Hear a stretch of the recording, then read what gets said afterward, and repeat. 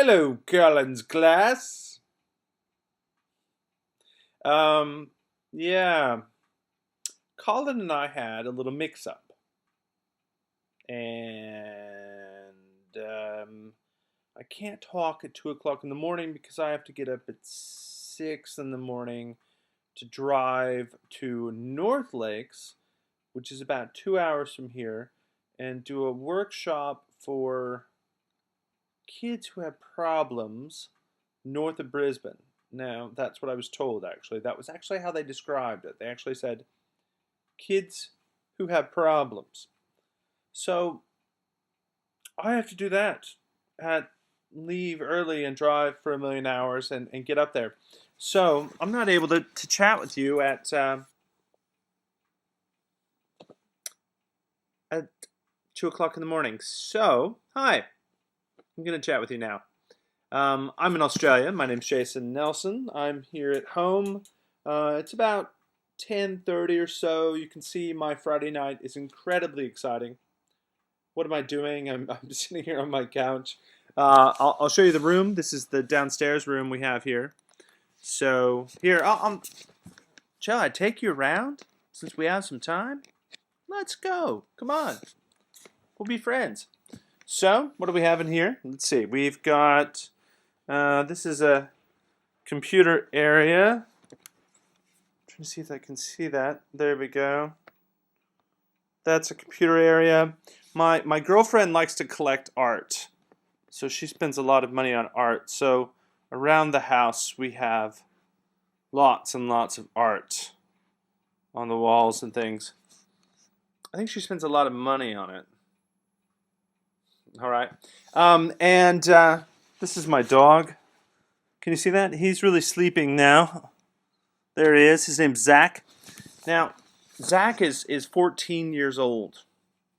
He's a really old dog, but he still seems to be doing okay. Mostly sleeps. I kind of envy him, actually, at this point in my life. This used to be a space I would work in. It looks like a really bad rave bar, doesn't it? Look at that. There we go. Isn't that exciting? So there's all sorts of crap happening in there. I have a hallway. Remember what light it is. And you can see from the ceiling, we have little creatures hanging down from the ceiling. And then pretty soon, I'm going to go attack the Blair Witch, I think. That's the thing to do. This is the laundry room. You can see here, I've sort of let the laundry pile up. Oh, crap. Sorry. Pressed a weird button. That's the toilet. See, in Australia, they do this thing where the toilet room is separate to everything else. Like, you don't have the toilet next to the shower. So, you people in America, you crap next to where you shower. We don't do that here. We don't do that at all. It's dark outside. So, normally I would show you the lake, but now you're just going to see a reflection. All right, is that enough introduction? Do you feel like you know me now? Good. I feel like I know you. So what I'm going to do is I'm going to answer some of your questions without actually knowing what your questions are.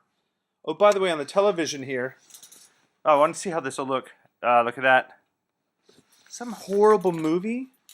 Australia, and on the television in Australia, normally you get second run or third run or fifth run television, old movies and stuff. And I think that's Confessions of a Shopaholic or something. I watched about 5 minutes of it. It's really quite horrible. Let's talk about some of my work. So what we'll do is I'll pretend I'm talking to you. And we'll pretend that you're asking me questions. So let's start now. Colin's there, and Colin be like, how you doing? My name's Colin. I teach a class all semester. It's the last day. We've got a special guest here in the video form. This is Jason Nelson. There he is. Jason Nelson. And then you would have maybe looked at my work or seen it. He would have forced you to look at it, something like that. And so then you would be forced to ask questions. Because it is the last day. Colin will be grading all of your assignments and stuff, giving you marks, grades, whatever. So because of that, you have to ask something intelligent. So Jim, I'm assuming there's someone named Jim or John or Jack or Jerry, Jason, Jeb, Jeb, something like that. Jeb will say, "Yeah, your game's real weird. Like your work is real weird. Why is that?" Well, that's a good question. Jeb, Jim, John, Jeff, Jack. Um, why is my work so weird? White teeth.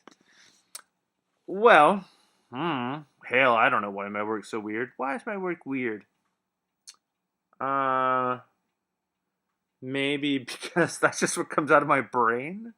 No, in all seriousness, I think that partially my work seems weird because of the confluence of all the media. And what I mean by that is that, like, normally it's like, imagine cooking. Often dishes seem weird to people because they connect two things that they wouldn't normally connect. So it might seem weird for you to eat fried octopus because you don't think of octopus as a food, but a lot of people do. How does that relate to my work? God knows. No, I'll tell you. For example, a game. You wouldn't normally think of a game interface being a digital poem. So when you think of a game, you automatically want to start, you know, playing the game, thinking of game elements. You're not expecting to encounter artwork. You're not expecting to encounter poetry. So it automatically makes it strange. Also with the game, generally, I think that you're imagining something that's clean, something that's well designed, something that actually looks really good.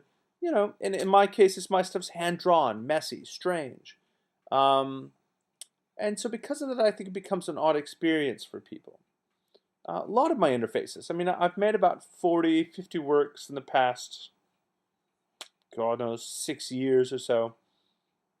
And generally, because digital poetry and electronic literature is such a new field, there are no rules. So you can literally make whatever the hell you want to make. In a way, that can be kind of bad because, you just do actually make whatever the hell you want to make. But it's also great in the sense that you can truly just sort of, whatever your imagination comes up with, you can actually create. So I think part of that WTF question mark exclamation point that Jeff, Jeb, Jed, Jason, Jack, John, Jerry asked about was relates to the fact that the whole notion of it is so different than what people are used to that automatically there's that response. Automatically there's a response of what the hell is going on here. Having said that, I think this stuff changes. I mean, I think it's actually almost generational as well because you guys understand the language of the digital. You understand interfaces. You understand devices. You understand multimedia aspects. You understand interactivity. And all those elements are critical to how you view the world, how you interact with the world. And in essence, that's what literature is. Literature is a way of filtering ideas, filtering stories, filtering the way someone views the world or ideas or understandings of something through written language. But language is obviously symbolic. So why can't language be sound? Why can't language be crappily drawn, strange little things you put into a game environment? Why can't language be interactivity? And so all of these things are critical to a digital poem. Digital poems are comprised of the whole range of language. I mean, no one would ever say you couldn't write a poem in sign language. So why couldn't you write a poem in a game interface? Why couldn't you write a poem in a strange three-dimensional cube or a strange three-dimensional ball or an infinite menu or any range of other things? Um, as far as my own career, most people know my work game, game, game, and again game. Actually, you know what? I'm going to put this on YouTube. So I'm looking at the clock down here. It says 9:36. I'm going to give you 30 minutes of me talking about stuff. So I'm going to stop this and I'm going to say to Colin over there, "Hey, Colin, how's it going? How's all that Wisconsin Union stuff going? You change the video now."